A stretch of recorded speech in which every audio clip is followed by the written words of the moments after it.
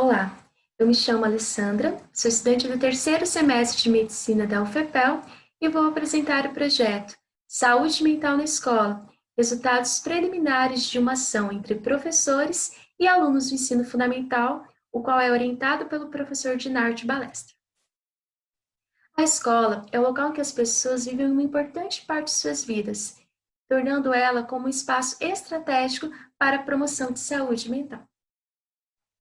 Estudos demonstram que os jovens afetados por doenças mentais apresentam pior aprendizado, maiores taxas de evasão e maior envolvimento com problemas legais.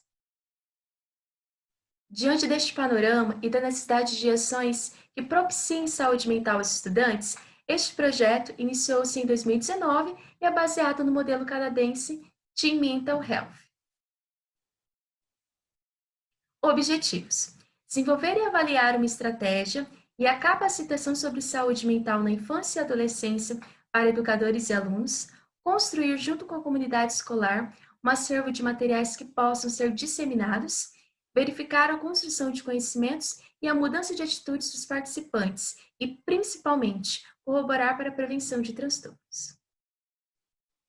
A metodologia adotada trata-se de uma abordagem qualitativa, através de um método etnográfico por meio da pesquisação, na qual os participantes e os pesquisadores contribuem de forma cooperativa.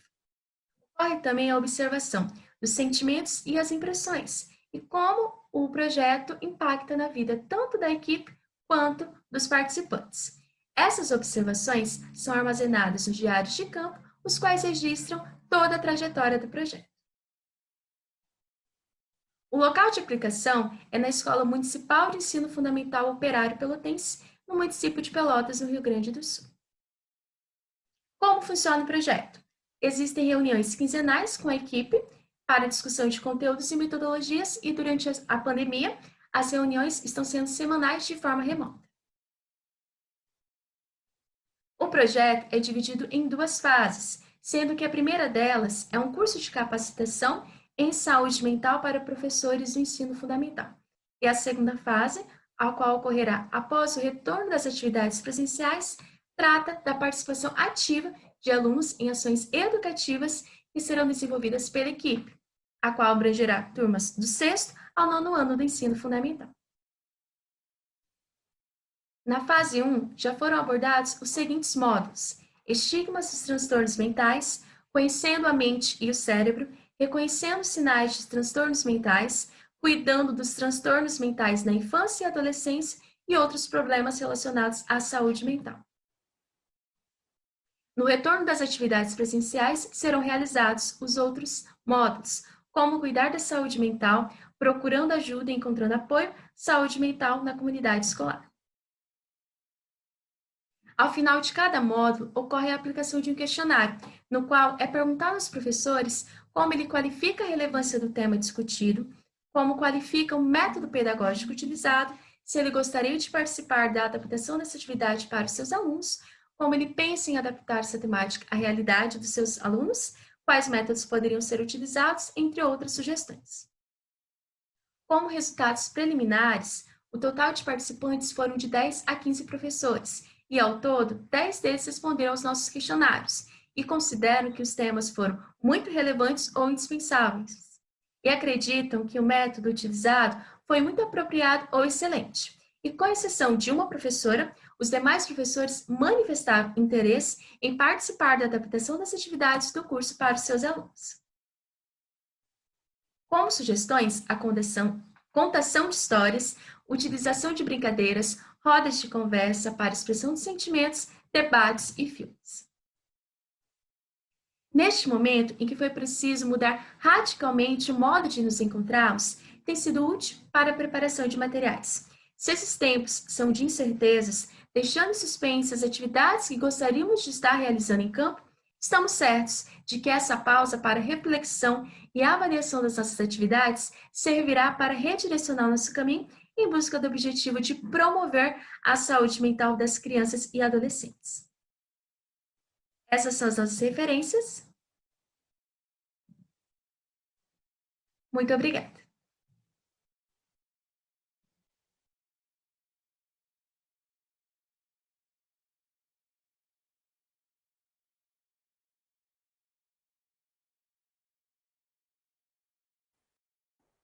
Olá, meu nome é Cristina Schumacher, eu sou acadêmica do curso de Fonoaudiologia da Universidade Federal de Santa Maria e vou apresentar o trabalho intitulado Prevenção e Promoção da Saúde em Motricidade Orofacial na Infância.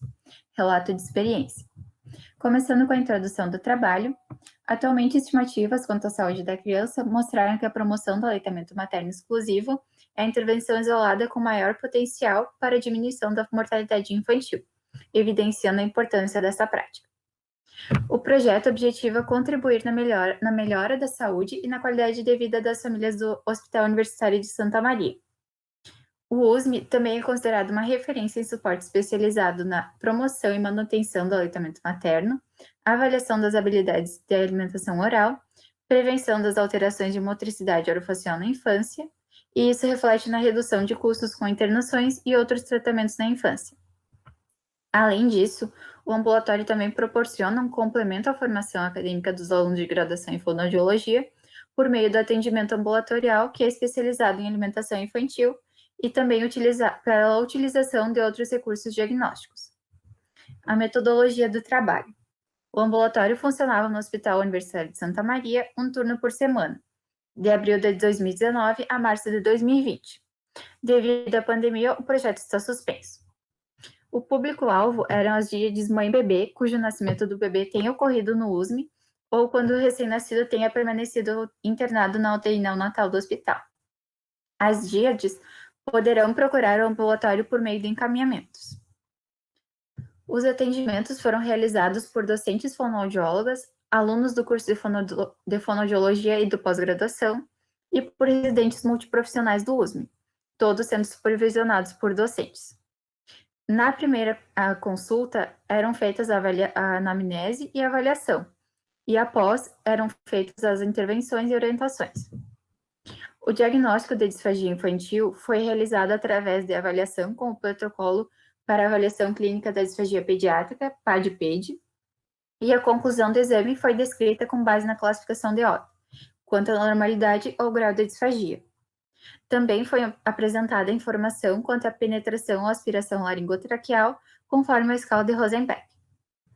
A intervenção tem como objetivo favorecer o sucesso do aleitamento materno e introdução alimentar, conforme as diretrizes do Ministério da Saúde, além de intervir na remoção de hábitos orais. Os resultados. Foram no total 89 atendimentos, atendendo 51 crianças, sendo 31 deles em consultoria de aleitamento e 10 com consultoria de amamentação e avaliação do freno lingual. Quanto às atividades alimentares, foram realizados no total 4 atendimentos, sendo 3 com acompanhamento, e também 6 atendimentos de risco para disfagia infantil, todos com acompanhamento. As principais queixas eram grande parte em relação à pega incorreta, também pela pouca produção de leite, posicionamento incorreto da mãe e do bebê. E também houveram queixas quanto às fissuras mamilares, que prejudicavam a amamentação. Quanto ao feno lingual, poucas famílias sabiam da interferência no aleitamento e essas foram orientadas quanto às implicações e intervenções. Sobre a alimentação, algumas crianças já estavam em processo de introdução alimentar e as mães foram orientadas quanto à introdução alimentar de forma adequada, o desenvolvimento das habilidades de alimentação e a relação com o alimento. As crianças que apresentaram risco para disfagia eram aquelas que tinham alguma síndrome, trauma pós-parto ou malformação. As principais condutas e orientações estabelecidas foram quanto ao manejo clínico do aleitamento. Em casos de risco ou diagnóstico para disfagia, realizou-se alterações quanto ao ajuste da dieta, utensílios, posicionamento e encaminhamentos. Em casos de intervenção no freno lingual, foram realizados encaminhamentos para a equipe de cirurgia do hospital. E a conclusão, portanto, o projeto evidenciou bons resultados na sua prática, sendo um suporte para todas as famílias atendidas. O desenvolvimento das atividades atingiu um número significativo de atendimentos e acompanhamentos durante seu andamento, repercutindo positivamente no aprendizado dentro do ambiente ambulatorial. Aqui estão nossas referências e obrigada pela atenção.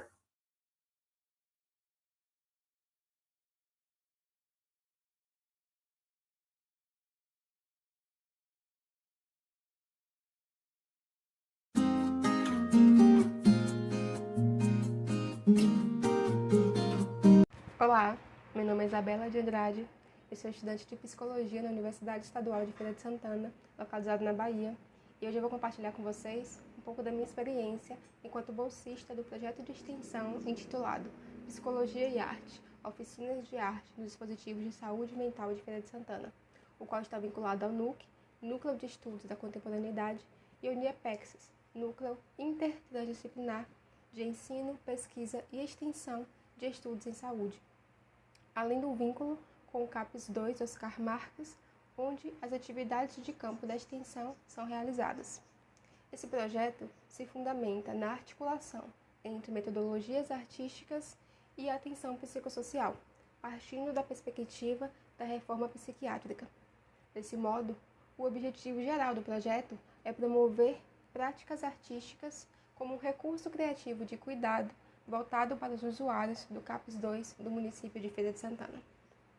Assim, nós que integramos o projeto, compreendemos a arte como uma tecnologia de cuidado possível que gera efeitos nas construções subjetivas dos sujeitos e que possibilita a ampliação das formas de comunicação para além da comunicação verbal, uma vez que estimula a utilização de recursos criativos e do próprio corpo do sujeito como um modo de comunicação e manifestação de desejos e afetos que o sujeito sinta necessidade de expressar.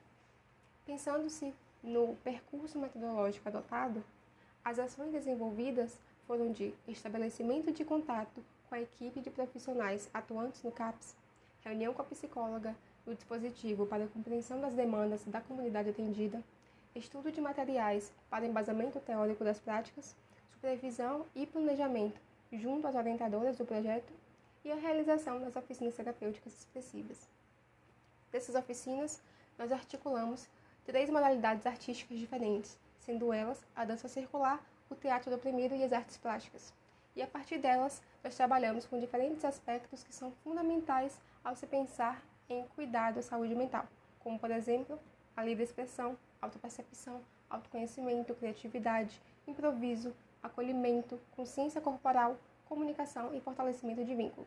Assim, nós convidamos os usuários a realizarem com a gente algumas práticas artísticas que articulem esses aspectos à vivência da reabilitação psicossocial, bem como as questões subjetivas dos usuários participantes. Sobre os impactos dessa ação extensionista, podemos pensá-las a partir de 3 eixos, que são o fortalecimento da extensão na universidade, as contribuições para a formação acadêmica das discentes integrantes e os benefícios para a comunidade atendida. Sobre o fortalecimento da extensão, ele pode ser percebido pelo fortalecimento do vínculo entre a UFES, que é a Universidade do Projeto, e o CAPES 2, a partir do qual a equipe da unidade reconhece a importância dessa ação extensionista para aquele espaço. Sobre os benefícios para os discentes, pontuamos a importância da aproximação com a rede de atenção psicossocial do município de Feira de Santana, e também o contato com os desafios que envolve a atuação nesse contexto, como a dificuldade que nós encontramos em engajar os usuários a participarem das oficinas, deslocando a centralidade da reabilitação psicossocial do viés psiquiátrico. Apesar desse desafio, nós conseguimos realizar as oficinas e alcançamos como resultados de benefícios para a comunidade a construção de mais um ambiente de apoio e seguro para os usuários do CAPES compartilharem suas histórias de vida singulares. Tendo a arte como uma ferramenta mediadora e potencializadora, nós tivemos acesso às narrativas dos sujeitos sobre os desafios frente à experiência de vivenciar o sofrimento psíquico, bem como suas estratégias para melhor lidar com esse processo e cuidar de si. Dessa forma, para além de resultar em um produto artístico, as práticas das oficinas foram meios para a manifestação de construções subjetivas dos sujeitos, reforçando também a promoção de um cuidado humanizado, preventivo e integral. Agradeço a todos pela atenção e pela oportunidade de compartilhamento de experiências.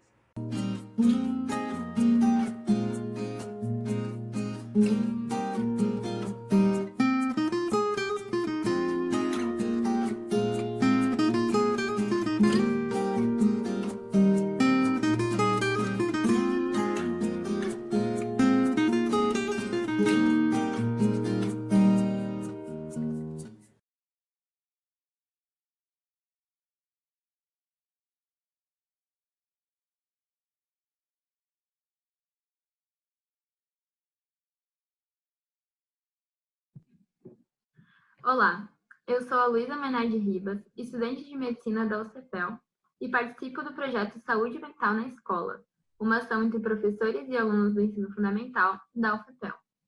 Estes são alguns dos integrantes do projeto e os participantes do trabalho. O projeto de extensão foi iniciado em 2019 e continua em curso. Os trabalhos do projeto se baseiam na programação e realização de atividades com professores e alunos da Escola Municipal Círculo Operário Pelotense, na cidade de Pelotas, no Rio Grande do Sul, objetivando abordar maneiras de tornar a escola um ambiente cada vez mais educador no âmbito da promoção da saúde mental de sua comunidade. No ano anterior, havíamos começado um curso de atualização em saúde mental para as professoras da escola, suscitando bastante interesse e participação, e estávamos em vias de recomeçar as atividades quando a pandemia impôs a interrupção.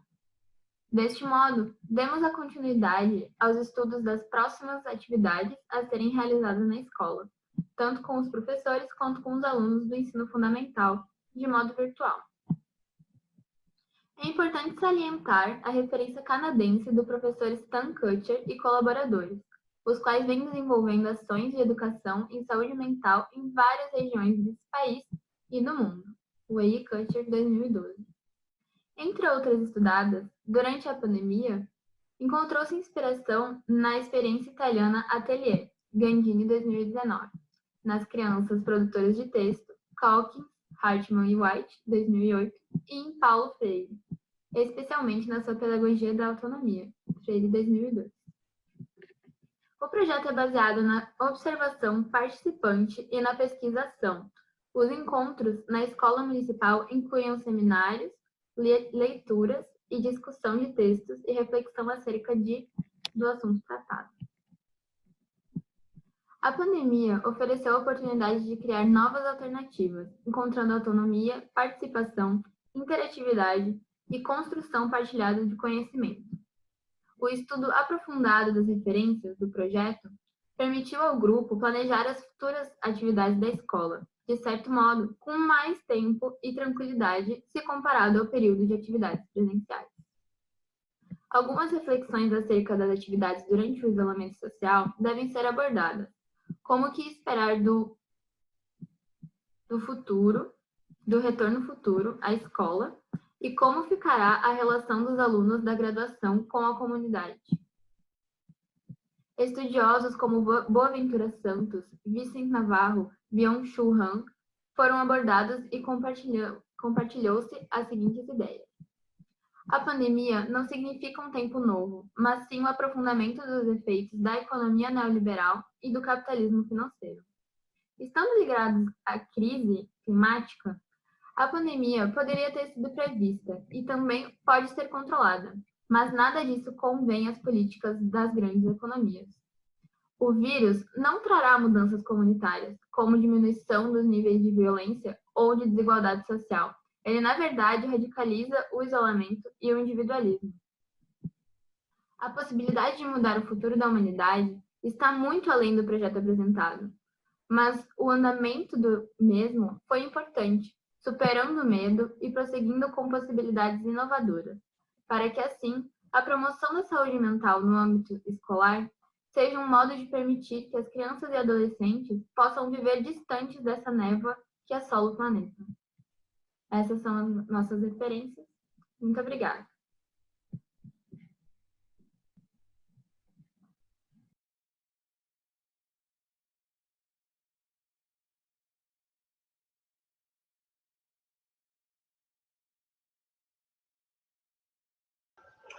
Olá, meu nome é Maria Sebastiana Carneiro da Silva.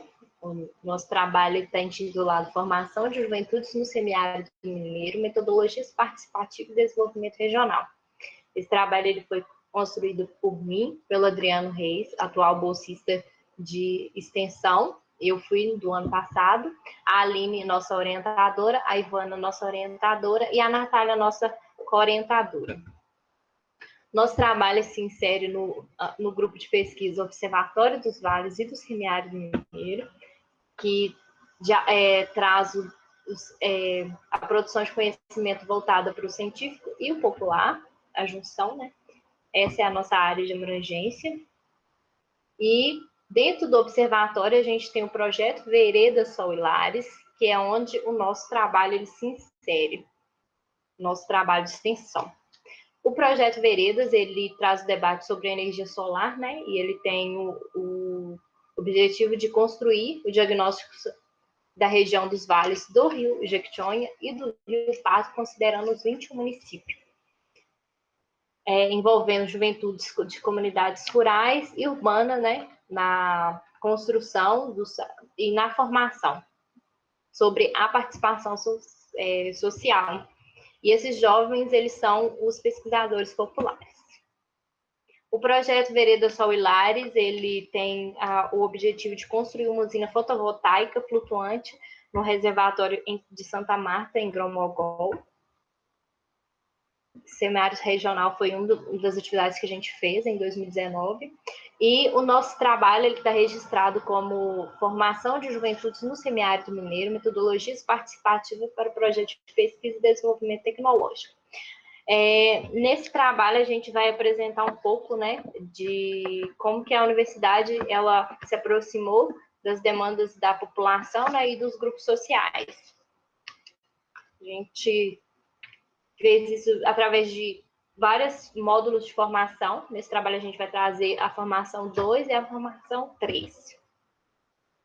Na formação 2, né, que aconteceu no primeiro semestre de 2019, essa formação ela contou com aproximadamente 80 jovens e ela teve com o objetivo geral de qualificar os pesquisadores, apresentar a discussão sobre o processo de formação de juventudes, né, metodologias participativas com foco no desenvolvimento regional. E aí a gente trabalhou a escrita, a produção de relatórios, coletas de dados, superar as dificuldades na construção das ferramentas de pesquisa, né, como o mapa falado e o diagrama de fluxos. A terceira formação ela se deu em Salinas, no segundo semestre de 2019, contando com 86 pessoas aproximadamente, né? E aí nessa formação a gente trouxe o objetivo de aprofundar as discussões teóricas, né, e a prática acerca do tema energia.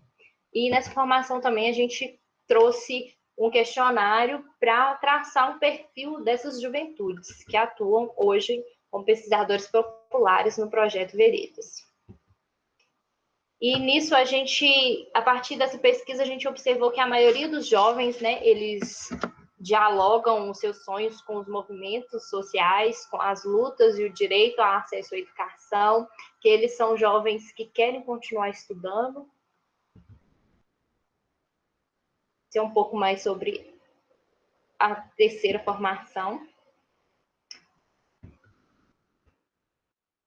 E concluindo, né, a formação voltada para capacitar jovens pesquisadores para a construção de um diagnóstico social pautado na participação popular, para subsidiar a construção de um plano de desenvolvimento que parte da realidade do semiárido, mostra que a população no processo é muito importante, né? E isso ficou claro quando os jovens eles falam sobre o seu empoderamento e como que foi importante isso, né, na organização da comunidade. E esse é o nosso contato, deixa aí. Obrigada.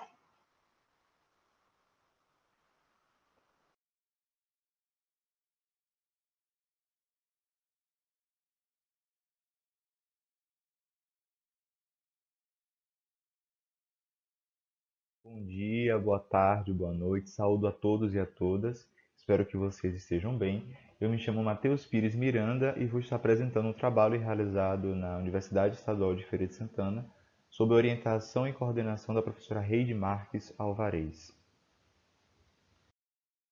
O trabalho tem como título a interdisciplinaridade entre biologia e química através de um curso de extensão.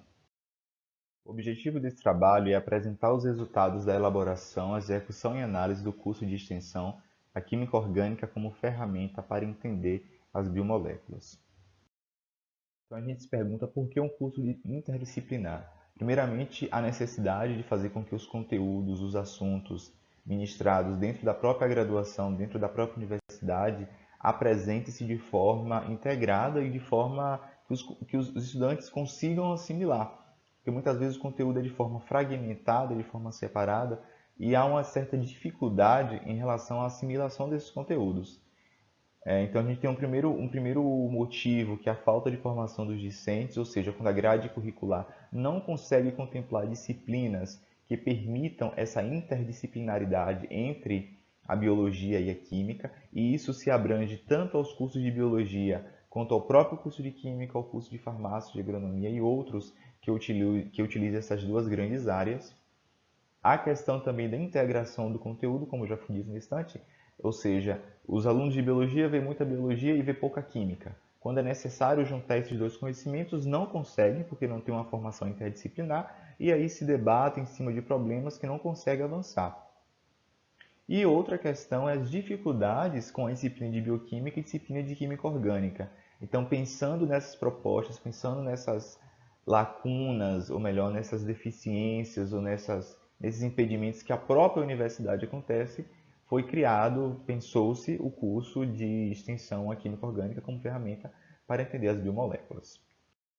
Então, a metodologia se deu da seguinte maneira: fizemos um questionário online durante o ato da inscrição para que eles pudessem preencher com algumas informações sobre conhecimentos gerais, química orgânica, bioquímica, para que a gente pudesse também entender e saber qual era o nosso público.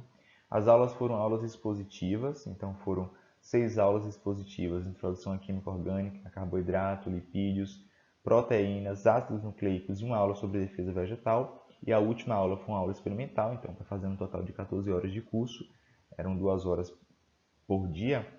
E no final fizemos um formulário de avaliação de aproveitamento para saber se houve alguma diferença entre aquilo que eles responderam no início e o que obtivemos depois do curso. Feito isso, tem outra pergunta: o curso se dirigiu a quem, na verdade? Então, o curso foi a comunidade interna e a comunidade externa da UFES. Os participantes foram alunos de biologia, de farmácia, agronomia, educação física e biomedicina, sendo que o curso de biomedicina não tem na UFES, mas veio de alunos da UNEF, por exemplo, que é outra instituição de ensino superior de Feira de Santana. Como resultado, a gente obteve os erros nos livros didáticos do ensino superior, porque esse curso de extensão foi pensado, elaborado e executado por discentes, ou seja, por estudantes do curso de biologia e do curso de química, compreendendo essa necessidade da integração do conhecimento. E a gente encontrou vários erros nos livros didáticos do ensino superior, erros conceituais no livro de biologia com relação à química e erros em relação a fenômenos biológicos dentro do livro de química orgânica, por exemplo. Apesar de que nosso alvo não era analisar os livros didáticos, mas encontramos isso e fomos discutindo com a professora que nos orientou. Como resultado, também a gente teve uma boa receptividade por parte dos inscritos, então eles gostaram do curso, eles fizeram a propaganda do curso, tanto que teve uma segunda edição. Tivemos um resultado satisfatório no formulário final, então percebemos que após, no último dia do curso, eles conseguiram ter algum conhecimento, ter uma noção, ao menos, né, sobre o que foi apresentado, sobre as biomoléculas, sobre sua estrutura química, sobre algumas coisas relacionadas às reações. E o crescimento acadêmico dos ministrantes, já que nós também tivemos que estar em uma posição diferente, que não apenas apresentando seminário, mas um curso de extensão que exige um posicionamento diferente.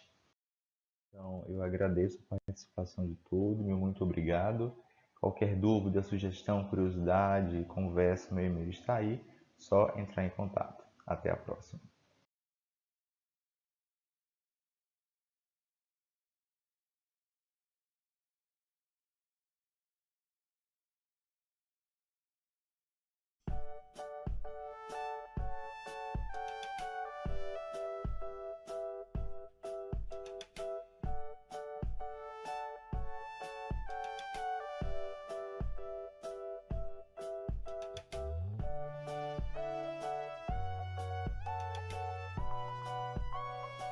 Tudo começou na Escola Fernando Treptow, situada na cidade de Pelotas. Em 2019, um grupo de estagiários, graduandos do curso de Pedagogia, escolheram essa escola para realizarem o estágio de pré-gestão e gestão. Durante algumas observações à escola, notou-se que o pátio, onde grande parte dos estudantes utilizam para socializar durante os intervalos das aulas, estava muito degradado. Com a percepção da degradação do ambiente, foi elaborado, junto à escola, um processo ao qual ligasse os estudantes e a escola.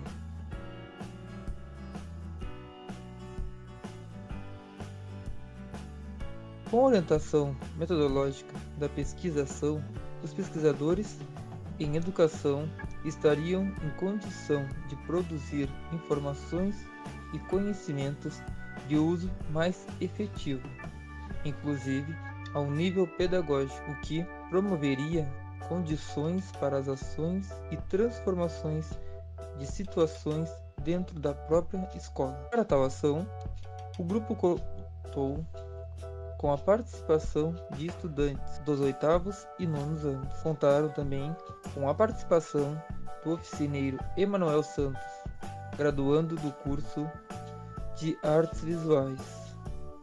O oficineiro começou as oficinas trabalhando com o conceito de grafite e os formatos de letras. Em seguida, trabalharam com a criação de personagens.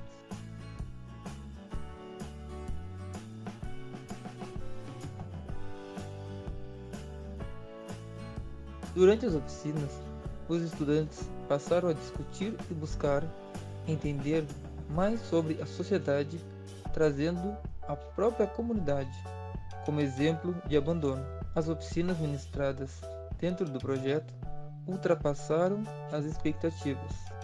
O projeto teve como base revitalizar um espaço da escola utilizando o grafite como forma cultural muito presente na comunidade onde a escola está situada. Porém, as discussões, as investigações e o diálogo que ocorreram durante se tornaram base principal para a realização desse projeto.